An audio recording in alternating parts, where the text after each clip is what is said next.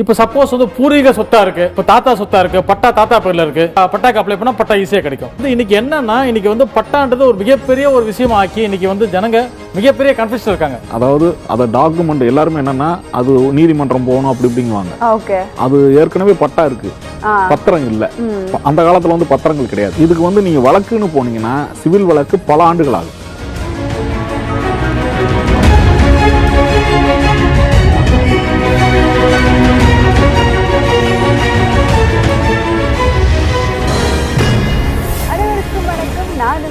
இது சட்டம் ஒரு வகுப்பறை. இன்னைக்கு நம்ம எடுத்துக்கிற டாபிக் பார்த்தீங்கன்னா வீடு சொத்து மற்றும் நில பிரச்சனைகள்ல வந்து எப்படி நம்ம சட்டப்பூர்வமா ஈஸியா விடுதலை பெறலாம்ங்கிறத பார்க்க போறோம். அதை பத்தி நமக்கு தெளிவா எடுத்து சொல்றதுக்காக இரண்டு வழக்கறிஞர்கள் நம்ம கூட இருக்காங்க. First we have with us Gangadharan sir. வணக்கம் சார். வணக்கம். He has more than 13 years of experience in handling civil, criminal and matrimonial cases in both Madras High Court as well as in lower court. We welcome you to the show, sir. அடுத்து நம்ம கூட இருக்கிறது ஜெயகானந்த் sir. வணக்கம் sir. He has more than 25 years of experience in handling civil, criminal and matrimonial cases in both Madras High Court as well as in lower court. We welcome you to the show, sir. Sir, இந்த சொத்து பிரச்சனைகள் நில பிரச்சனைகள்னு எடுத்துக்கிட்டாலே வந்துட்டு நம்மளுக்கு வழக்கமாக ஒரு காலர்ஸும் பார்த்தீங்கன்னா இந்த பட்டா இல்லை வந்துட்டு எனக்கு பிரச்சனை இருக்குது, பட்டா எனக்கு மாற்றி கொடுக்க மாட்டேங்கிறாங்க அப்படிங்கிற கேள்வி வந்து நம்மளுக்கு அடிக்கடி வந்துக்கிட்டு தான் இருக்குது. ஸோ அதை வந்து அவங்க எப்படி சரி ஈஸியாக வந்துட்டு ஒரு நேம் ட்ரான்ஸ்ஃபர் பண்ணிக்க முடியும் அவங்களுக்கு? இன்றைக்கி மிக முக்கியமான ஒரு விஷயம், மக்கள் வந்து பட்டாவுக்காக VO, RI, tahsildar, RDO, collector அது வரைக்கும் படிப்படியாக போயிட்டு இருக்காங்க. ஒரு இடம் வாங்குகிறாங்க, ஒரு சேல் டாக்குமெண்ட் இருக்கும், அந்த டாக்குமெண்ட்டை வச்சு விஓ கிட்ட நம்ம அப்ளை பண்ணலாம் பட்டாவுக்காக, அது ட்ரான்ஸ்ஃபர் பண்ணி கொடுப்பாரு. சில லேண்டு வந்து ரிஜிஸ்டர்ஸ் பண்ணியிருப்பாங்க, லேண்டு சேல் டீட் இருக்கும், ஆனால் அந்த இடம் வந்து வேறு வகையான லேண்டாக இருக்கும். வாட்டர் பாடி லேண்டாக இருக்கும், கண்டோன்மெண்ட் லேண்டாக இருக்கும், இல்லை அனாதி இடமா இருக்கும்.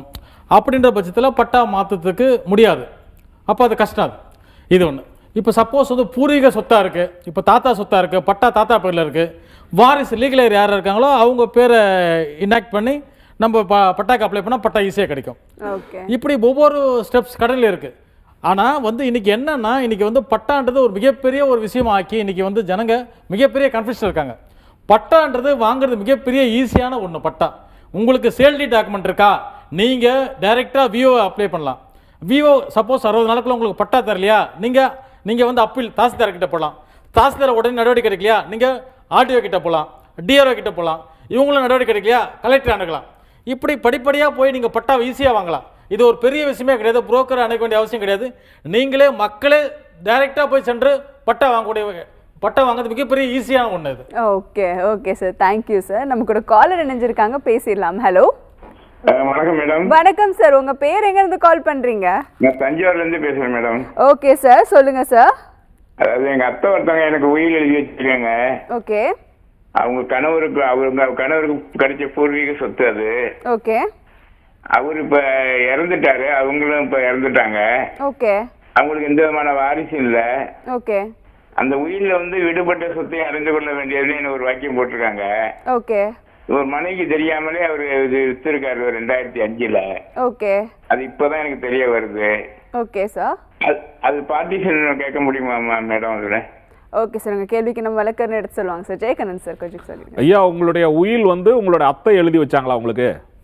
எனக்கு அத்தை எழுதி வச்சிருக்காங்க. அவங்க வீட்டுக்காரர் கிடைச்ச சொத்து வந்து அவருக்கு பூர்வீகமா அவங்க பெரியப்பா எழுதி வச்ச சொத்து, அதுவும் உயில். இல்லை, நான் என்ன கேட்குறேன்னா, அவங்களுடைய அந்த சொத்து வந்து உங்களுக்கு உயில் எழுதுனதுக்கு பிறகு அவங்க கணவர் அவர் பிள்ளைங்க யாராவது இருந்தாங்களா? இல்லை சார். இல்லை, அவங்களுக்கு உங்கள் அத்தைக்கு வேற குழந்தைகள் உண்டான்னு கேட்குறேன். இல்லை, யாரும் இல்லை. அந்த உயில் எழுதுனது அவங்க கணவருக்கு தெரியுங்களா? அவருக்கும் தெரியாது. அவர் இறந்து விட்டாரு 2011ல. அதுக்கு பிறகுதான் உங்களுக்கு எழுதுறாங்க? ஆமா, அவங்க தான். நான் தான் அவங்கள பராமரிச்சு பார்த்துக்கிட்டேன். இல்லை, இப்போ யாருக்கு வித்துட்டாங்கன்னு சொல்றாங்க? யார் வித்தாங்க? இப்போ அவங்க அவரு மனைவி தெரியாமலே வித்திருக்காரு 2005ல. அப்போ உயிலே செல்லாதுங்க. எப்படி சார்? அந்த இவங்க எழுதுனதா? ஆமா, அவங்க உயில் வந்து விற்பனை ஆனதை வந்து எழுதியிருக்காங்க. விற்பனை ஆனது அது எழுதுறது சார், அது விடுபட்டு போச்சு. அது இப்பதான் இல்ல, நான் கேட்குற கேள்வி என்னன்னா, கணவர் வந்து ஏற்கனவே மனைவிக்கு தெரியாம விற்றுக்காருன்னு சொல்லி விற்பனை பண்ணிட்டாருன்னு சொல்றீங்க. இப்போ அந்த சொத்தை நீங்க உயில் எழுதுறது வந்து எப்படி? அந்த சொத்து எனக்கு உயில்ல காட்டல, வேற 2 சொத்து கட்டிட்டாங்க, அதுல பட்டாலாம் வாங்கிட்டேன். அந்த சொத்து உங்களால வாங்க முடியாதுங்க, அது ஆல்ரெடி வந்து சேல்டு முடிஞ்சிருச்சு. சரிங்களா? அது பூர்வீகம் வாரிசு முறைப்படி இந்த அம்மாவுக்கு கிடைக்காதா? வாரிசு முறைப்படினா அவங்களுடைய வாரிசுகள் இருந்தா கிடைக்கும். நீங்க வந்து அடுத்த இதுதானே வர்றீங்க. உங்களை தான் நான் பராமரிச்சு பார்த்துக்கிட்டேன். அதற்கான லீகலர்லாம் உங்களால வாங்க முடிஞ்சா நம்ம வேணா லீகலா ஃபைட் பண்ணலாம். Okay sir, thank you. வாரிசு சான்றிதழ் வாங்குனீங்கன்னா பண்ணலாம். Okay sir, thank you sir. நமக்கு அடுத்த கால் இணைஞ்சிருக்காங்க, பேசலாம். ஹலோ. ஹலோ, வணக்கம் சார். உங்க பேர் எங்க இருந்து கால் பண்றீங்க? மாதவன் குரம்பேட்டையில இருந்து கால் பண்றோம். ஓகே சார், சொல்லுங்க சார். சார், நான் ஒரு 6 மாசம் முன்னாடி ஒரு இடம் ஒன்று வாங்கியிருக்கேன் மேடம். Okay sir. அந்த இடம் வந்து இப்போ நான் அது செக் பண்ணேன். ரிஜிஸ்டர் ஆபீஸ்ல வந்து என்னன்னா பட்டா இருக்கிற இடத்துல வந்து பத்திரம் கிடையாது. ஓகே. பத்திரம் இருக்கிற இடத்துல பட்டா இல்ல. ஓகே. இப்போ அதை எப்படி நான் ஹேண்டில் பண்ண முடியும்? ஏன்னா நான் பட்டா வந்து இந்த பிரிவன் வந்து வந்திருக்கு. ஆனா பத்திரம் வந்து வேற இடத்துல இருக்கு. ஆனா அந்த இடத்துக்கு பட்டா இல்ல. Okay okay. இதை நீங்க வாங்கும் போதே பாக்கலையா சார் ஒரு லீகல் ஒப்பீனியன் வாங்கி? இல்ல, அது லீகல் ஒப்பீனியன்னா நாங்க வந்து ஆரம்பிக்க சொல்ல 2வது பார்ட்டி நான் வாங்குறது, அதாவது 3வது ஆள் நான் வாங்குறது.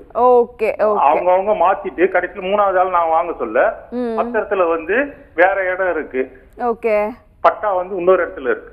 Okay okay sir. உங்க கேள்விக்கு வந்து எப்படி இதை லீகலைஸ் பண்ணலாங்கிறத தெளிவா வந்து கங்காதரன் சார் எடுத்து சொல்லுவார், சொல்லிடுங்க சார். சார் வணக்கம். வணக்கம் சார், சொல்லுங்க சார். இப்போ அந்த இடம் இந்த பட்டா வேற இடத்த காட்டி உங்களுக்கு வித்துருக்காங்க. ஆமா சார். ஆமாம், நீங்கள் தான் அதை செக் பண்ணி வாங்கணும். ஒரு சொத்து வாங்குறீங்கன்னா ஒரு அட்வொகேட்டை பிடிச்சி லீகல் பார்த்து அதை வாங்கணும். ஏன்னா இன்றைக்கி வந்து பார்த்தீங்கன்னா பட்டா ஒரு இடம் காட்டுவாங்க. இப்போது இப்படி பண்ண முடியாது சமீப காலத்தில். அதுக்கு முன்னாடிலாம் அப்படி மாற்றி மாற்றி பண்ணுறாங்க. இப்போ நீங்கள் ஒன்றும் இல்லை, விஓ கிட்ட போயிட்டு சரி சார், நீங்கள் சேல் டீட் வச்சுருக்கீங்களே, ஆமாம் சார், அந்த சேல் டீட்டுக்கு பட்டா கொடுக்க சொல்லி நீங்கள் அப்ளை பண்ணுங்கள். சரி சார். அப்ளை பண்ணீங்களா?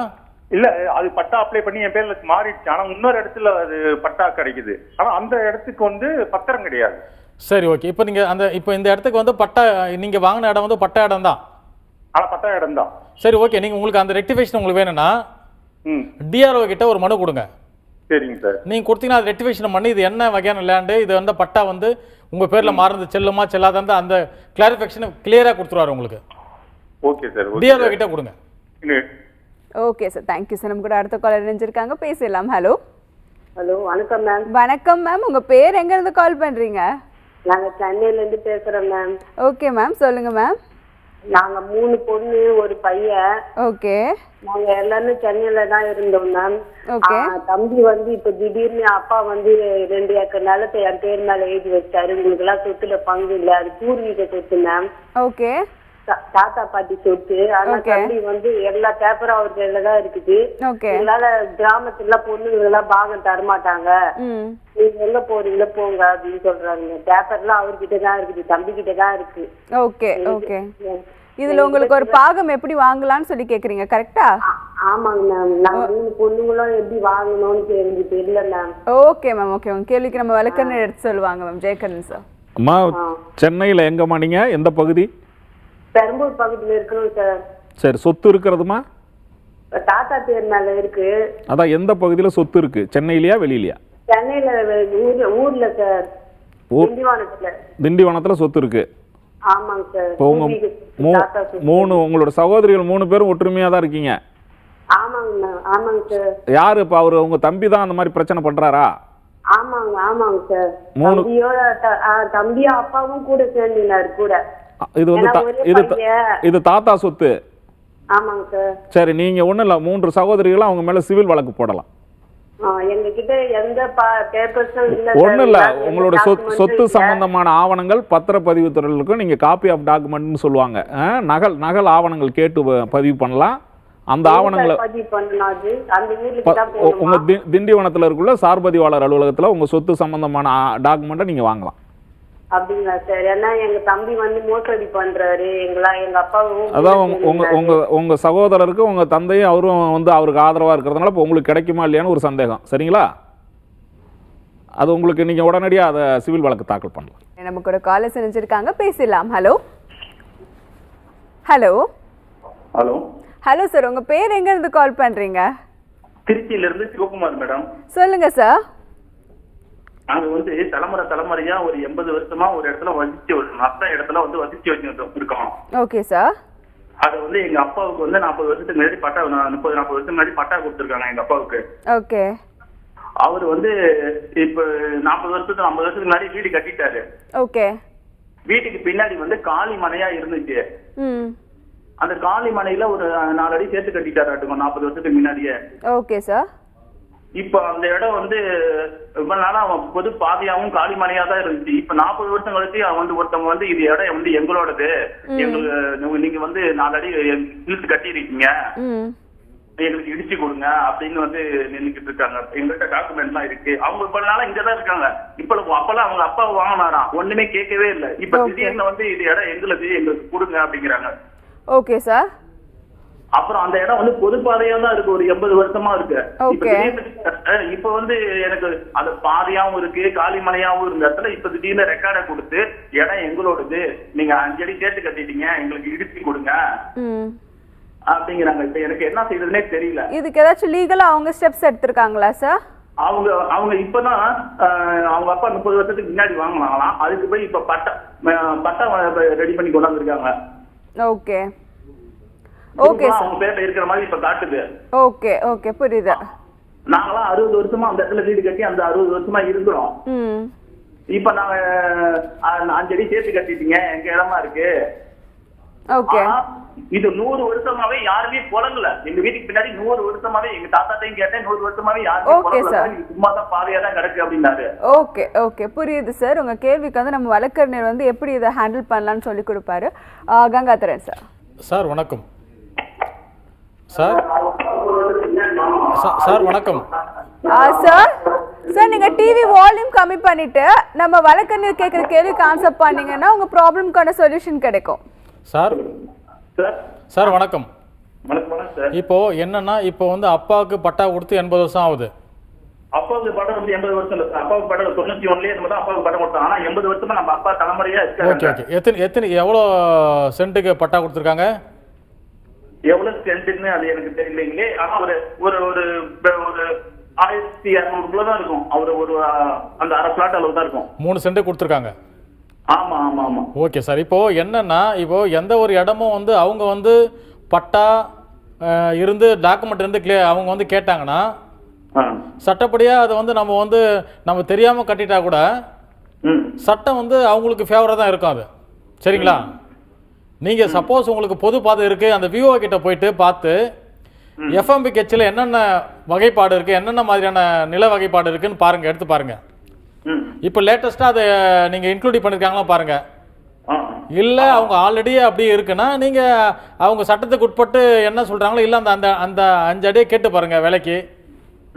இல்லைன்னா வந்து அவங்க கோர்ட்டுக்கு லீகலா போறாங்கன்னா நீங்க லீகலா கவுண்டர் போட்டு அந்த இடத்த வந்து நாங்க இத்தனை வருஷம் வாழ்ந்துட்டு இருக்கோம், எங்களுக்கு அதை கிரியம் பண்ணி நாங்கள் வாங்குறோம்னு சொல்லி கிரியம் பண்ணி வாங்குறதுக்கு நாங்கள் ரெடியாக இருக்குன்னு சொல்லி நீங்கள் கேட்டிங்கன்னா கோர்ட்டே வந்து ஒரு காம்ப்ரமைஸாக பேச உங்களுக்கு அலோவ் பண்ணும். இது முதல்ல வந்து நீங்கள் இப்போ ஈஸி போட்டு பாருங்கள், எத்தனை ஆண்டுகள் அவங்க மாறி இருக்கு, அது உண்மையாக போய்ன்றதை செக் பண்ணுங்க. இல்ல அது வந்து இப்ப எங்க அளவோட நாங்க ஒரு 5 அடி அங்கிட்டு போயிருக்கீங்க, அது உண்மைதாங்க. சரி. அவங்க இடம் வந்து என்ன சொல்றீங்க, 70-80 வருஷமா அது காலி மனையாவும் பாதையாவும் தான் இருக்கு. ஐயா நீங்க எத்தனை ஆண்டுகள் காலியா இருந்தாலும் சரி, இப்போ ஒரு இடம் காலியா இருக்குன்னு நம்ம கட்டிட்டு எந்தன்னு சொல்ல முடியுமா? சொல்ல முடியாது. அதுக்கு வந்து லீகலா நீங்க அந்த இடம் சேல் டீட் இருக்கணும், பட்டா இருக்கணும். அப்படி இருந்தா மட்டும் தான் சொந்தமாகும். நீங்க காலியா இருக்கு 100 வருஷம் காலியா இருக்கு 50 அதெல்லாம் சொல்ல முடியாது சட்டத்துல. நீங்க தெரியாதமா கட்டிட்டாரு. அப்போ அதான் நீங்க தெரியாம கட்டிட்டாங்கன்னா நீங்க அவங்க கிட்ட பேசுங்க, பேசி காம்ப்ரமைஸா போக முடிஞ்சா போங்க. இல்ல அவங்க வழக்கு தாக்கல் பண்ணாங்கன்னா அதுல கவுண்டரா அந்த 5 அடி நாங்க கட்டி 3 வருஷம் இருக்கோம், அதை வந்து நாங்க அந்த இடத்த வாங்குறதுக்கு ரெடியா இருக்குன்னு சொல்லுங்க, கோர்ட்டே வந்து அலோவ் பண்ணாத. அப்ப நம்ம அவங்க கேஸ் கொடுத்து இது மாதிரி இடிக்க வராம இப்படி ஜப்தி பண்ண வராங்க அப்படின்னா நம்ம அப்ப வந்து நம்ம கோரிக்கையை சொல்லலாம். இந்த இடத்த வாங்கிக்கிறேன்னு சொன்னாங்களா? ஆமா. இப்ப எதனா கேஸ் எதனா போட்டிருக்காங்களா? இப்ப வந்து போலீஸ் ஸ்டேஷன் மூலமா மூவ் பண்ணாங்க, சிவில் கேஸ் அதெல்லாம். இப்போ என்ன, இப்போ அதுக்கு அடுத்து அவங்க கோர்ட்டுக்கு போவாங்க, சூட்டு போடுவாங்க. ஆமா, சூட்டு போட சொல்ல நீங்க அதுல நீங்க பார்ட்டியை சேர்ந்து அதுல போய் நீங்க சொல்லுங்க. போலீஸ் ஸ்டேஷன்ல இடிக்க முடியாது அதை. Okay sir, thank you sir. நம்ம அடுத்த காலர்ட்ட பேசலாம். Hello hello sir. Hello hello வணக்கம் மேடம். வணக்கம் சார். உங்க பேர் எங்க இருந்து கால் பண்றீங்க? என் பேரு மணி மேடம், நான் சென்னையில இருந்து பேசுறேன். ஓகே சார், சொல்லுங்க சார். என்னுடைய சுய சம்பாத்தியத்துல இருக்கிற சொத்து மேடம். ஓகே. எனக்கு 2 பசங்க. ஓகே.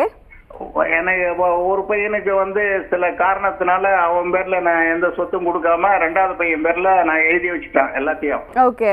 லீகலி டிரான்ஸ்ஃபர் பண்ணியாச்சு. ஓகே. இப்போ அவன் லீகல் யாருங்கிறதுனால மூத்த பையன் ஏதாவது பின்னால 2வது பையன் மேலயோ இல்ல என்னுடைய காலத்துக்கு பிறகு ஏதாவது கிளைம் பண்ண முடியுமா? ஓகே சார், உங்க கேள்விக்கு லீகல் யாருங்கிறதுனால அவனோ அவனுடைய ஒய்ஃபோ ஏதாவது கிளைம் பண்ண போறதுக்கு. புரியுது சார், புரியுது சார். உங்க கேள்விக்கு நம்ம வழக்கறிஞர் எடுத்து சொல்வாங்க சார். ஜெயகண்ணன் சார்.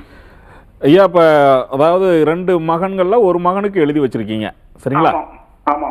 அது வந்து உங்க சுய சம்பாத்தியம் தான். ஆமா, சுய சம்பாத்தியம், செல்ஃப் ஹேண்ட். உங்க மூத்த மகனுக்கு நீங்க சொத்து தரல? இல்ல, அவருக்கு கல்யாணம் ஆயிடுச்சு, அவனுக்கு ஒய்ஃப் எல்லாம் இருக்காங்க. அவருக்கு கொடுக்க கூடாதுங்கிறது உங்களுடைய எண்ணம் சரிங்களா? ஆமா ஆமா. சட்டப்படி சரியானதுன்னா கூடங்க உங்களுடைய மகன் இது சம்பந்தமான ஏதேனும் உங்க அதை இளைய மகன் மேல வழக்கு போட்டு அதை லிட்டிகேஷன் ப்ராப்பர்ட்டியா மாற்றக்கூடிய வாய்ப்புகள் இருக்கு. லிட்டிகேஷன் ப்ராப்பர்ட்டினா சார் எப்படி சார்? அதாவது நீங்க வந்து தனிப்பட்ட காரணங்களுக்காக சொத்தை வந்து அவருக்கு கொடுக்கலங்கிற மாதிரி லீகலா ஃபைட் பண்ண முடியலன்னா கூட தொடர்ச்சியா உங்களுக்கு அதாவது இளைய மகனோட ஏதாவது பிரச்சனைகள் ஏற்படுத்தக்கூடிய சிவில் வழக்கு போடக்கூடிய வாய்ப்புகள் தான் இருக்கு. மற்றபடி அந்த சொத்தை வந்து அவர் எந்த வகையிலையும் அவருடைய ஆக்குப்பையில் போறதுக்கு வாய்ப்பு இல்லை. அதே நேரத்தில் நான் என்ன சொல்றேன்னா, தனிப்பட்ட காரணங்களுக்காக நீங்க கொடுக்கலன்னா கூட 2 பேருமே உங்க மகன்கள் தான். நியாயத்தின் அடிப்படையில் ஏதாவது அவருக்கு நீங்க வந்து செய்ய வேண்டியதை செய்யுங்க. ஏன்னா இன்றைய சூழ்நிலையில் எப்படின்னா, உங்களுடைய இளைய மகன் மேல அவருக்கு வந்து ஒரு கோபங்கள் இருக்கக்கூடாது. ஆரம்பத்துல இருந்தே இருக்கு சார் 2 பேருக்குமே. அதனாலதான் சொல்றேன், அவங்களுடைய உங்க காலத்துக்கு பிறகு அவங்க 2 பேரும் சகோதரர்கள் இந்த சொத்தால பிரிச்சிட வேணாங்கிறது என்னுடைய ஒரு கருத்து. ஏற்கனவே பிரிஞ்சுட்டாங்க சார் 2 பேருமே. இல்ல, அதுதான் அது உங்களால தானே பிரிஞ்சிருக்க வாய்ப்பு இருக்கு. நீங்க தான் அதை வந்து சொத்துக்களை வந்து இளைய மகனுக்கு கொடுக்கும்போது ஆட்டோமேட்டிக்கா உங்களுக்கு அந்த மூத்த மகன் உங்க மேலேயும் உங்க இளைய மகன் மேலேயும் ஒரு கோபம் இருக்கும். இதை நீங்க தனிப்பட்ட முறையில் பேசி தீர்த்துக்கூடிய விஷயம். அதையும் தாண்டி உங்களுக்கு சட்டப்படி எந்த பிரச்சனையும் இல்லை. Okay sir, thank you sir. நம்ம கூட அடுத்த காலர் இணைஞ்சிருக்காங்க, பேசிடலாம். ஹலோ ஹலோ சார், வணக்கம் சார். உங்க பேர் எங்க இருந்து கால் பண்றீங்க? என் பேர் கொளத்தூர் பாலகிருஷ்ணன், போன் பண்றேன். ஓகே சார், சொல்லுங்க சார். பெரியபாளையத்துல எங்களுடைய மாமியார், அதாவது வந்து எங்களுடைய மனைவி பேர்ல மனைவியுடைய குடும்பம் இருந்தது. Okay sir. 4 பொம்பளை பசங்க 2 ஆம்பளை பசங்க. அது பாகப்பிரிவினை சொத்துல 2 ஆம்பளை பசங்கள்ல ஒரு பையன் பேர்ல எல்லாம் ரிஜிஸ்டர் பண்ணிக்கலாம். எங்களை காட்டவே இல்லை. அது எப்படி? ஓகே, அதுக்கு என்ன வழக்கு போடணும் அவங்க மேல? ஓகே சார், இது கேள்விக்கு வந்து நம்ம வழக்கறிஞர் எடுத்து சொல்லுவாங்க சார். கங்காதரன் சார். ஐயா வணக்கம்.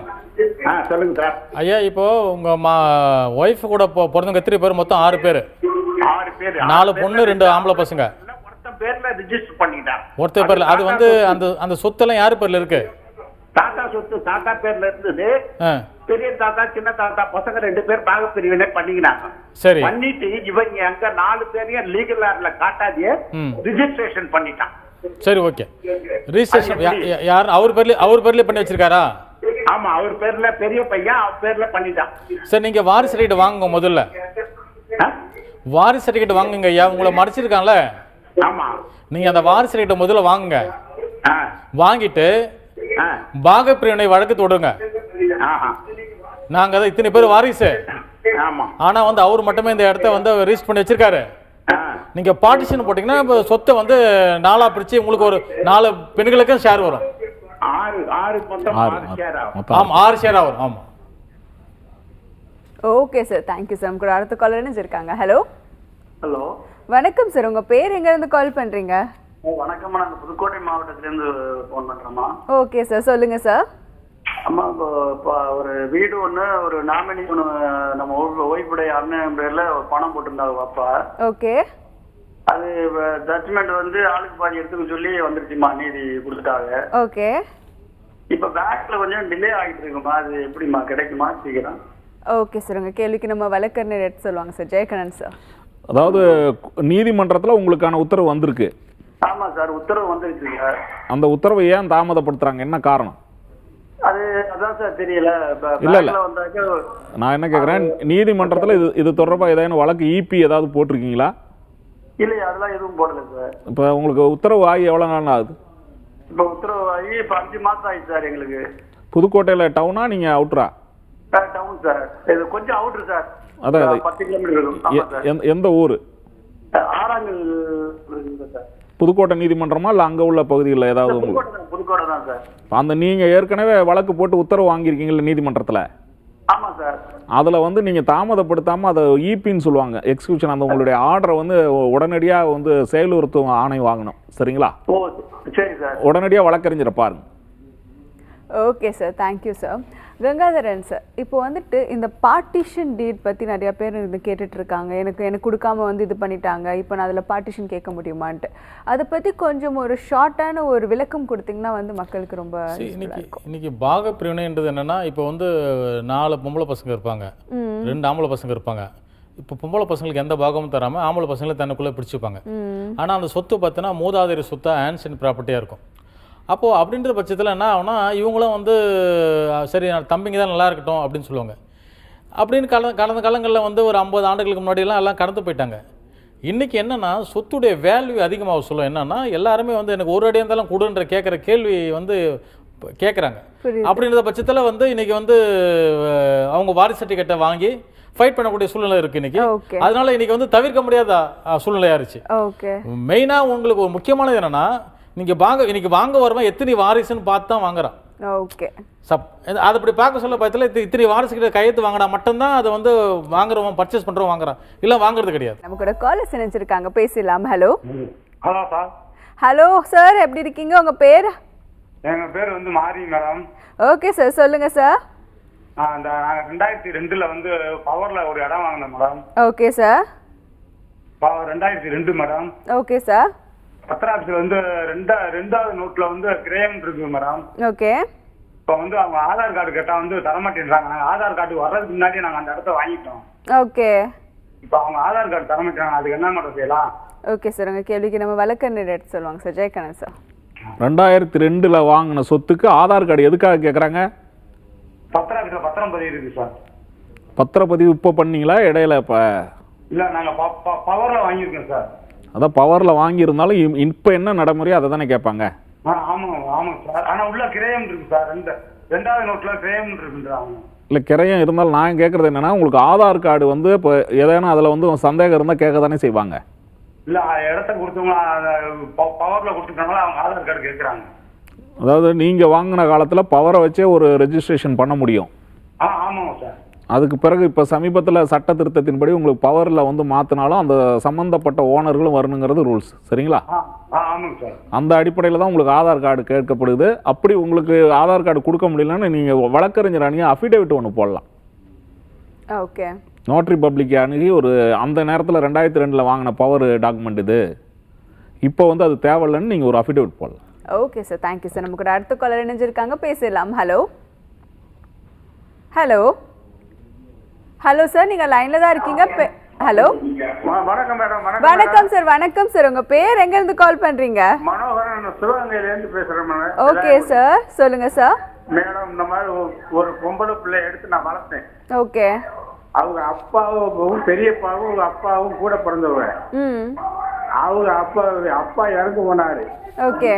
பெரியப்பா இருக்காரு. பெரியப்பாவுக்கு இந்த பொம்பளை பிள்ளைக்கு கூட்டு பட்டாவா இருக்கு ஒரு இடம்.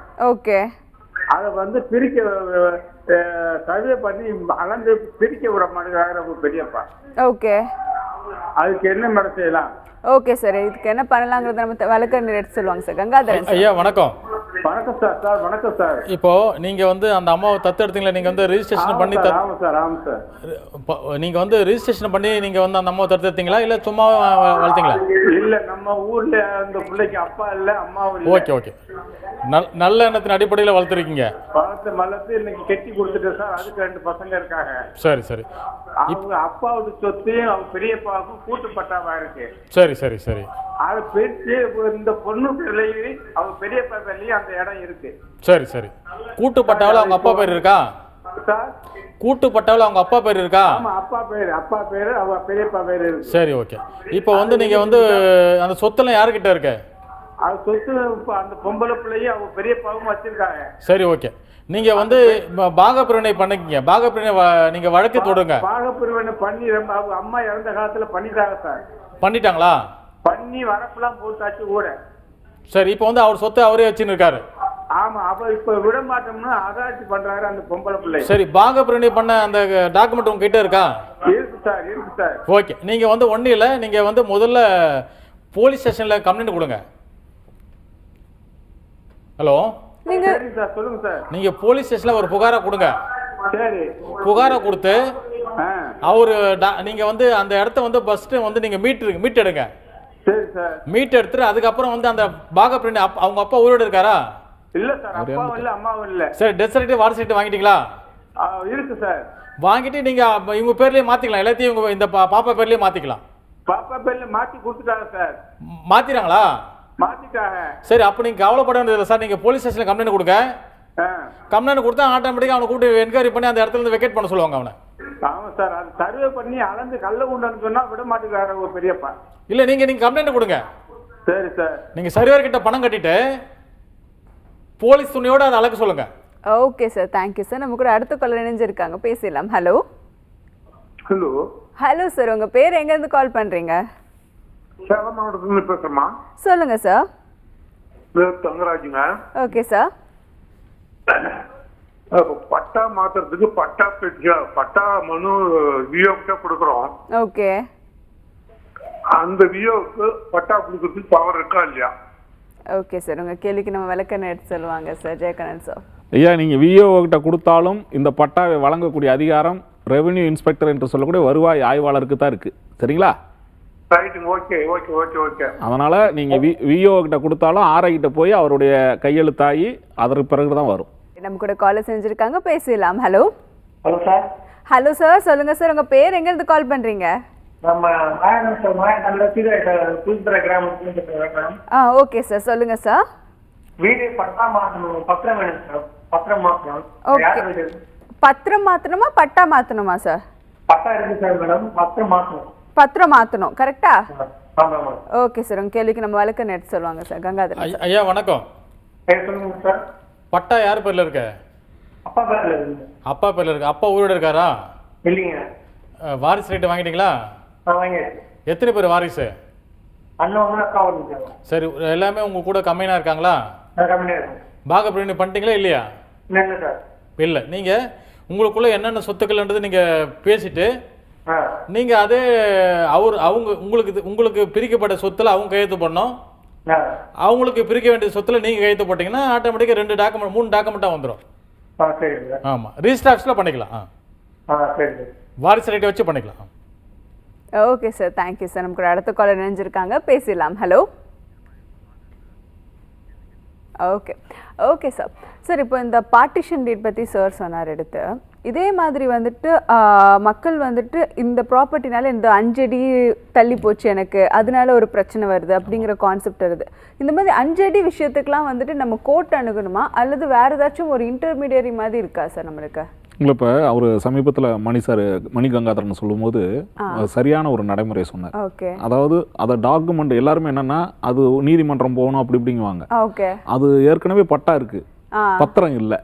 அந்த காலத்துல வந்து பத்திரங்கள் கிடையாது. அந்த பட்டா அடிப்படையில் எப்படி வந்து அது வந்து சுமூகமான தீர்வு இல்லையா?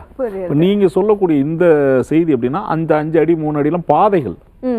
இதுக்கு வந்து நீங்க வழக்குன்னு போனீங்கன்னா சிவில் வழக்கு பல ஆண்டுகள் ஆகும்.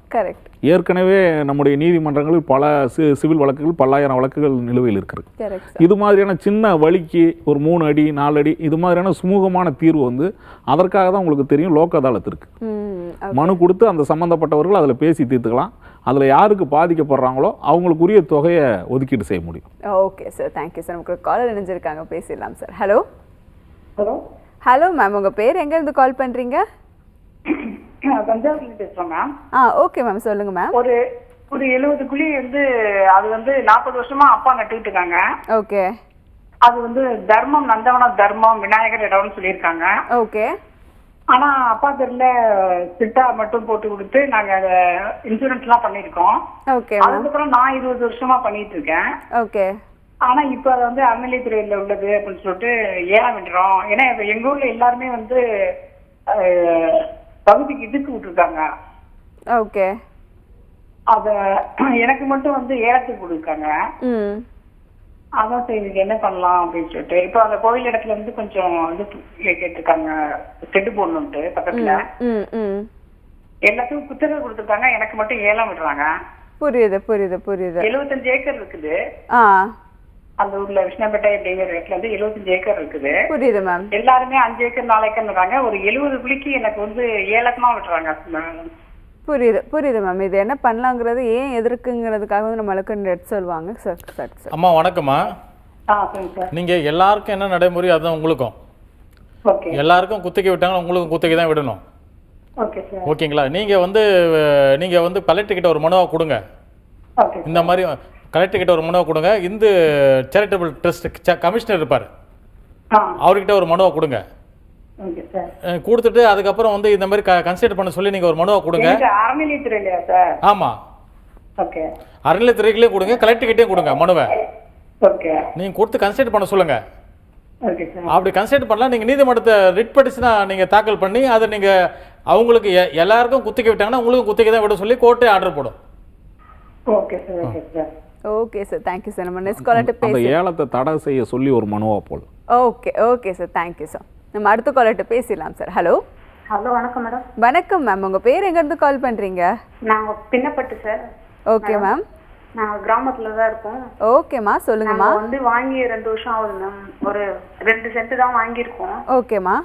அது வந்து எங்க பேருக்கு பத்திரம் எல்லாம் பதிவு கரெக்டா பண்ணி கொடுத்துட்டாங்க. நாங்க மணிக்கார் கிட்ட இருந்து சர்டிபிகேட் வாங்கி வந்து தான் பதிவு பண்ணாங்க. ஓகே. அது வந்து இப்ப ஆன்லைன்ல மாத்தும் போது ஒரு நம்பர் மட்டும் 221 ஏ என்ற எண்ணை மாத்தி போட்டிருக்காங்க மேம். ஓகே.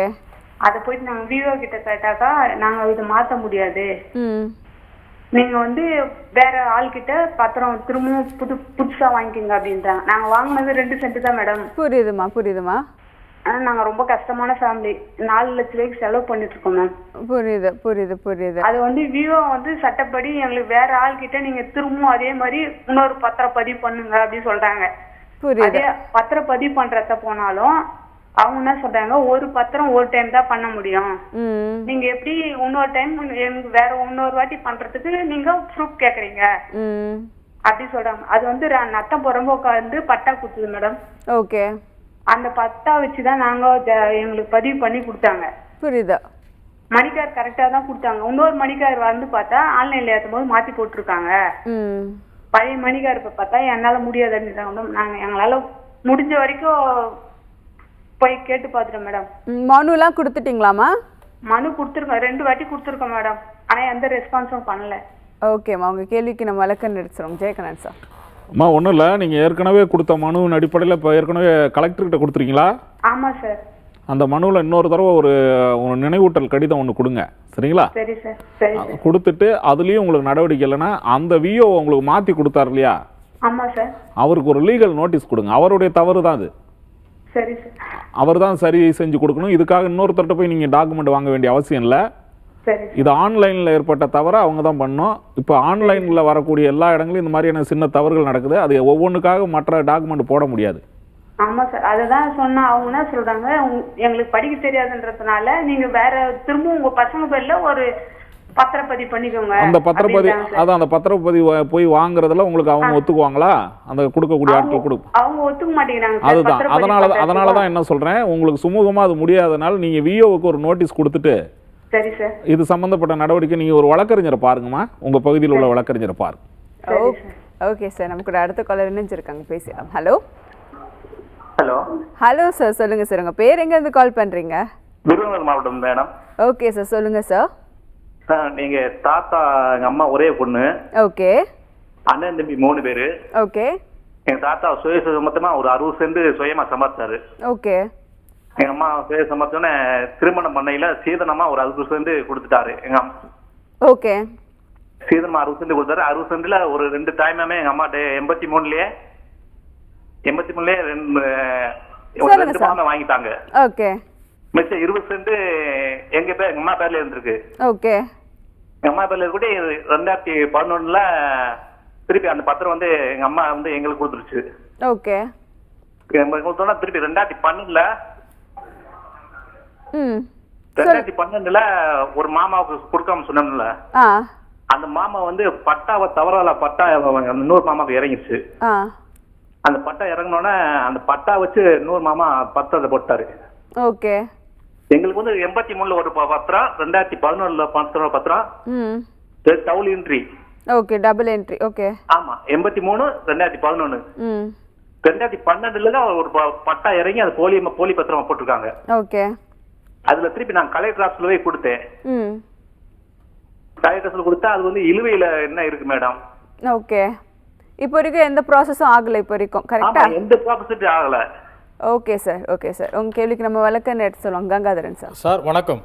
வணக்கம் சார். வணக்கம் சார். நீங்க கலெக்டர் கிட்ட மட்டும் தான் கொடுத்தீங்களா, டிஆர்ஓ ஆர்டிஓ கிட்டலாம் மனு கொடுத்தீங்களா?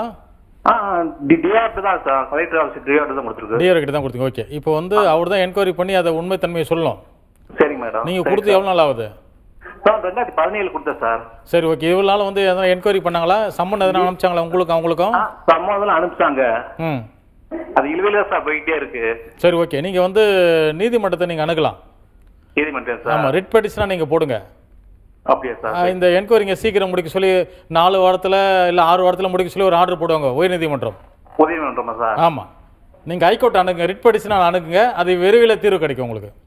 சரி சரி sir. Thank you sir. Okay sir, thank you sir. நமக்கு அடுத்த கால் நினைச்சிருக்காங்க, பேசலாம். ஹலோ. வணக்கம் மேடம். வணக்கம் சார். வணக்கம் சார். உங்க பேர் எங்க இருந்து கால் பண்றீங்க? ரவிச்சந்திரன், விழுப்புரம் மாவட்டத்துல பேசுறேன் மேடம். சொல்லுங்க சார். நிலம் ஒருத்தர் வந்து கொடுத்தாரு சார். ஓகே. அவரு பவர் வாங்கி ஒரு 4 பிளாட் வித்துட்டு மீதி அப்படியே பெண்டிங்ல விட்டு மீதி பணமும் தரல, பிளாட் வைக்கல, அதோட நின்னு போச்சு. 10 வருஷம் ஆகுது. ஓகே. இப்ப நாங்க பவர் கேன்சல் பண்ணி ஆகணுமா? எங்களுக்கு யாருக்கு உரிமை இருக்குது? பவர் வாங்குறதுக்கு உரிமை இருக்குதா இல்ல நிலத்துக்காருக்கு உரிமை இருக்குதான்னு கேட்கணும் மேடம். ஓகே சார், உங்க கேள்விக்கு நம்ம விளக்கம் எடுத்து சொல்லுவாங்க சார். ஜெயகரன் சார். ஐயா, நீங்க பவர் எப்ப வந்து எழுதுனீங்களா? ஒரு 10 வருஷம் ஆகுது சார், 2015ல. அதுல வந்து என்ன ஏதாவது கண்டிஷன்ஸ் போட்டிருக்கீங்களா? பின்னாடி வந்து பவரை கேன்சல் பண்ற மாதிரியோ இல்ல ஏதாவது போட்டிருக்கீங்களா?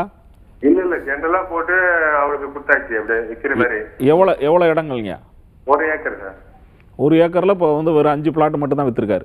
ஆமா, வித்துட்டு அவர் இந்த வரவும் இல்லை, மீதி பணமும் தரல, வரவும் இல்லை, எதுவும் பண்ணாம வச்சிருக்காரு அப்படியே. அவர் உங்க பகுதியில இருக்காரா வெளியூரா? அவர் சென்னை சார். அவரு நீங்க உடனடியாக அவருக்கு வந்து ஒரு லீகல் நோட்டீஸ் கொடுங்க. கொடுத்துட்டு பவரை கேன்சல் பண்றதுக்கான உங்களுக்கு உரிமை இருக்கு. கேன்சல் பண்ணிட்டு தான் உரிமை வரல எங்களுக்கு. ஏன்னா நீங்க பவர் கொடுத்துருக்கீங்க, அந்த பவர் வந்து உங்களுக்கு எப்போ இருந்தாலும் உங்களுக்கு அந்த அதுல வில்லங்க சான்றிதழ்ல வந்துகிட்டே இருக்கும். சரி சார். அதனால பவரை கேன்சல் நீங்க முதல்ல பண்ணுங்க. Okay sir, thank you sir. நமக்கு அடுத்த கால் நெஞ்சிருக்காங்க. Hello. Hello. Hello ma'am. Hello sir. உங்க பேர் எங்க இருந்து கால் பண்றீங்க? நாங்க வேலூர் மாவட்டத்துல இருந்து பேசுறோம் மேடம். ஓகே சார், சொல்லுங்க சார். என்னுடைய மனைவி இடம் ஒன்று இருக்கு மேடம். எங்க மனைவி இறந்துட்டாங்க. ஓகே. அது எங்க மச்சான் நண்பரு, நான் கொடுக்க மாட்டேன் அப்படின்றாரு. ஓகே. அதுதான் மேடம். ஓகே, அது எப்படி வாங்கலாம்ங்கறத நம்ம வழக்கம் எடுத்து சொல்லுவாங்க சார். கங்காதரன் சார். ஐயா வணக்கம். ஐயா வணக்கம் ஐயா. மனைவி பேர்ல டாக்குமெண்ட் இருக்கா? இருக்குங்க ஐயா. இருக்கு. பட்டாலாம் மனைவி பேர்ல இருக்கா? இருக்குங்க ஐயா. இப்போ இறந்து எவ்வளவு நாள் ஆகுது? 2021 இறந்தாங்க ஐயா. நீங்க வாரிசு ரைட்லாம் வாங்கிட்டீங்களா? வாங்கிட்டுங்க ஐயா. ஓகே, வாரிசு ரைட் வாங்கிட்டு அதுக்கப்புறம் உங்க பேர்ல மாத்திங்க, எல்லாத்தையும் மாத்திட்டீங்களா? இல்லங்க ஐயா, மாத்தி விட மாட்டேன்றாங்க. நீங்க விஓ கிட்ட கொடுத்தீங்களா? பெட்டிஷன் கொடுத்தீங்களா மாத்த சொல்லி? கொடுத்துங்க ஐயா. அவர் அப்ஜெக்ஷன் வேணும்ன்றாரு. அப்ஜெக்ஷன் இருக்குன்றாரா? இல்ல, அவரோட மச்சாவோட அப்ஜெக்ஷன் வேணும்ன்றாருங்க ஐயா. இப்போ உங்க மனைவி பேர்ல தான் சொத்து இருக்கு? இல்ல, கூட்டா இருக்குங்க ஐயா. கூட்டு பட்டாவா இருக்கா? ஆமாங்க ஐயா. கூட்டு பட்டாவா இருந்தா நீங்க லீகலரா வந்து அவரு நீங்க 2 பேரும் காம்ப்ரமைஸா போய் அவருதான் என்ன காம்ப்ரமைஷன் போட்டா நான் கொடுக்க மாட்டேன் அப்படின்றாரு ஐயா மச்சான். இப்போ மனைவி பேர்ல மச்சான் பேர்ல 2 பேரும் சேர்த்திருக்கா ஐயா? கூட்டு பேர் எங்க மச்சான் பேர்ல எங்க மனைவி பேர்ல இருக்குங்க ஐயா. சரி. அவர் என்னன்றத நான் கொடுக்க மாட்டேன். சரி, ஓகே. நீங்க ஒண்ணு இல்ல, நீங்க பாகப்பிரிவினை நீங்க போடலாம். வாரிசு சான்றிதழ் அடிப்படையில நீங்க பாகப்பிரிவினை வழக்கு நீங்க தொடங்கல, சூட்டா போடலாம் நீங்க. சரிங்க ஐயா. Okay. Thank you. Okay sir, thank you sir. Jeyakaran sir, இப்போ இந்த லீகல் ஒப்பீனியன் அப்படிங்கறத நம்ம தொடர்ந்து பேசலாம். நமக்கு ஒரு காலர் இணைஞ்சிருக்காங்க. ஹலோ. ஹலோ. ஹலோ சார், உங்க பேர் எங்க இருந்து கால் பண்றீங்க? Hello madam. ஹலோ சார், சொல்லுங்க சார். உங்க பேர் எங்க இருந்து கால் பண்றீங்க?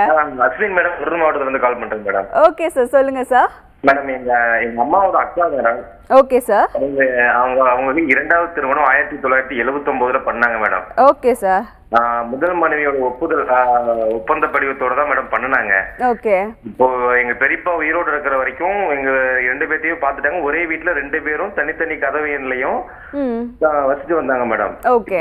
இப்ப ரீசெண்டா வந்துட்டு என்னன்னா, பெரியமா அதாவது முதல் மனைவியோட மகள் இருக்காங்க இல்லைங்களா, அவங்களுக்கு மட்டும் வாரிசு சான்றிதழ் வாங்கி எல்லாமே அவங்க கிரைம் பண்ணிட்டாங்க மேடம். இவங்களுக்கு உண்டான டாக்குமெண்ட்டுக்குள்ள எதுக்குள்ளேயே நுழைய விட மாட்டேங்கிறாங்க.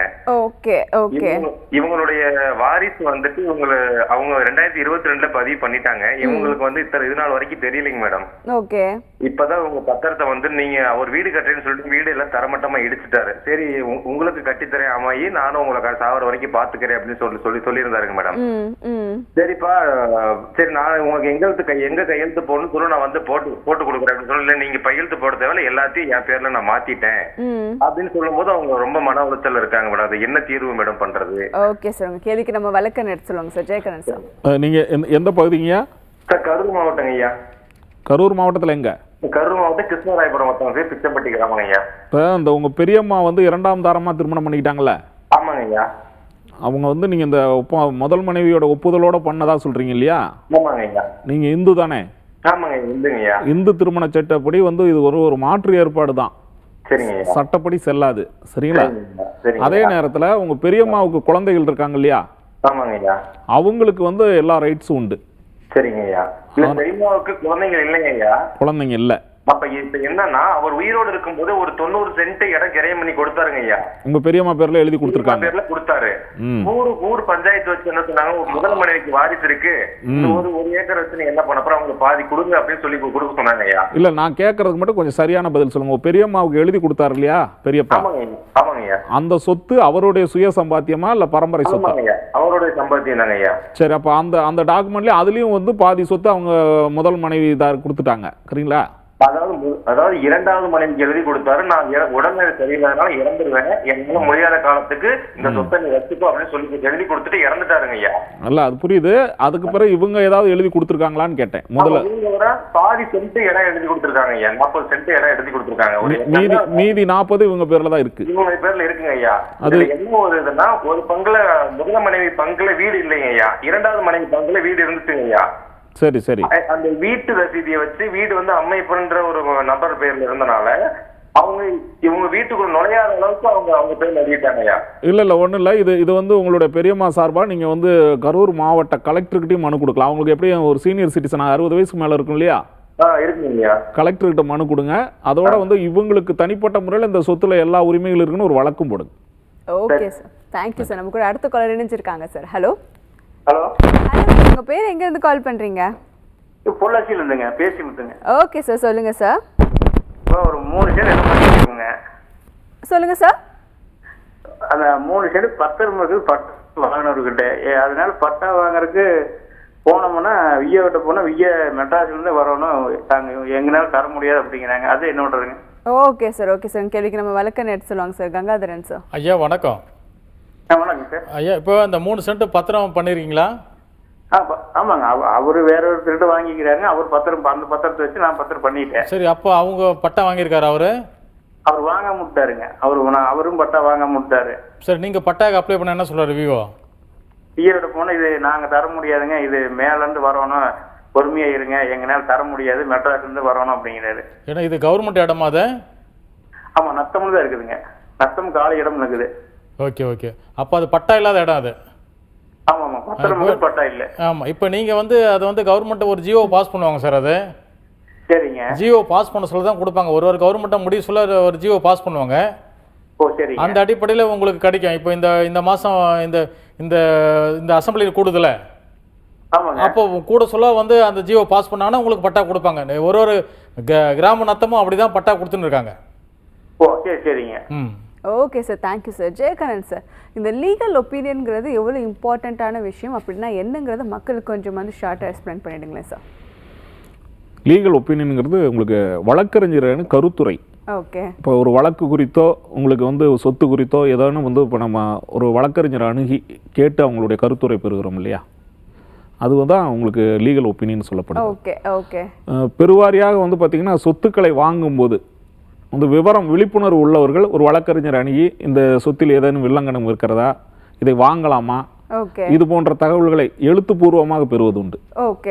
இதை வந்து கருத்துரை வந்து லீகல் ஒப்பீனியன். இதற்கு வந்து வழக்கறிஞர்கள் சொத்தில் பாதிலாம் கேட்கறது இல்ல, அதற்குரிய நியாயமான கட்டணத்தை கேட்பாங்க. ஆனாலும் கூட இங்க வந்து நம்மளுடைய பொது சமூகத்தில் என்னன்னா வழக்கறிஞர்களை அணுகி அந்த சட்ட கருத்துரைகள் வாங்குவதில்லை. Okay okay. அவங்க வேற யாருக்கிட்டையாவது தனிப்பட்ட முறையில் கேட்கறதோட சரி. ஓகே. இது வழக்கறிஞர்களுக்கு மட்டுமே தெரிந்த தகவல்கள். அதை வந்து வழக்கறிஞர்கள்ட்ட தான் வாங்கணும். ஓகே. அதுக்கு ஏதாவது டாக்குமெண்ட்ஸ் கொடுக்கணுமா? ஒன்றும் இல்லை, அதாவது இவங்க இந்த சொத்து சம்பந்தமான அனைத்து ஆவணங்களையும் வழக்கறிஞர் வசம் ஒரு ஜெராக்ஸ் காப்பி கொடுத்தா போதும். அதில் வந்து அவங்க சரிபார்த்து அதற்கான வழக்கறிஞர்களுக்கான கருத்துரைன்னு கொடுப்பாங்க. அந்த ஒப்பீனியனை வைத்து தான் நீங்கள் சொத்து வாங்கலாமா வேணாமான்னு பார்க்க முடியும். ஓகே. சின்னதா வந்து என்னென்ன டாக்குமெண்ட்ஸ் சொல்லிட்டீங்கன்னா ரொம்ப யூஸ்ஃபுல்லா இருக்கும். இப்போ உங்களுக்கு ஒரு சொத்து வாங்குறீங்கன்னு வைங்களே, இதோடைய முழுமையா யாருக்கிட்ட இருந்து யார் வாங்கினாங்க, தாய் பத்திரம், இதுல ஏதேனும் வந்து ஒரு ரெவென்யூ சம்பந்தப்பட்ட டாக்குமெண்ட்ஸ் இருக்கா, இது முழுமையாக ஆவணங்கள் பார்த்தீங்கன்னா அதோடைய அந்த சொத்து சம்பந்தமான அனைத்து ஆவணங்களும் அதில் வரும். ஓகே. அதில் வந்து எழுத்துப்பூர்வமாக என்னென்ன ஆவணங்கள் பதிவு செய்யப்பட்டிருக்கிறோ பத்திரப்பதிவு துறையிலையும் வருவாய்த்துறையிலும் இருக்கக்கூடிய அத்தனை ஆவணங்களையும் வழக்கறிஞர் சரிபார்த்து அதற்குரிய ஒரு லீகல் ஒப்பீனியன் ரிட்டனாக கொடுப்பாரு. ஓகே. இது இல்லாமல் உங்களுக்கு தனிப்பட்ட முறையில் இந்த சொத்து வழக்கறிஞர்களாக நம்ம நீண்ட காலமாக அந்த அனுபவத்தில் உங்களுக்கு அந்த சொத்து வாங்கலாமா என்னன்னு தெரிஞ்சிடும். ஆனால் இதை தவிர்த்துட்டு மக்கள் என்னன்னா அந்த முதல்ல சொத்தை வாங்கிட்டு அதன் பிறகு ஏதேனும் பிரச்சனைனா வழக்கறிஞர்களையோ மற்ற சிவில் நீதிமன்றங்களையோ தாமதமாகிறதா சொல்றாங்க. நம்முடைய புதுயுகம் சட்டம் ஒரு வகுப்பறை நம்முடைய நிகழ்ச்சி மூலமாக நம்ம மக்களுக்கு சொல்வதெல்லாம் வழக்கறிஞர்களிடம் நியாயமான கட்டணத்தை கொடுத்து ஒரு லீகல் ஒப்பீனியன் வாங்குறது நல்லது. Okay sir, thank you sir. Call பண்ண ஒவ்வொரு நேயர்களுக்கும் வந்து ரொம்ப தெளிவாக எக்ஸ்பிளைன் பண்ணுங்க sir. Thank you Jayakannan sir, thank you Gangadharan sir. Until then, this is Nila signing off. இது சட்டம் ஒரு வகுப்பறை.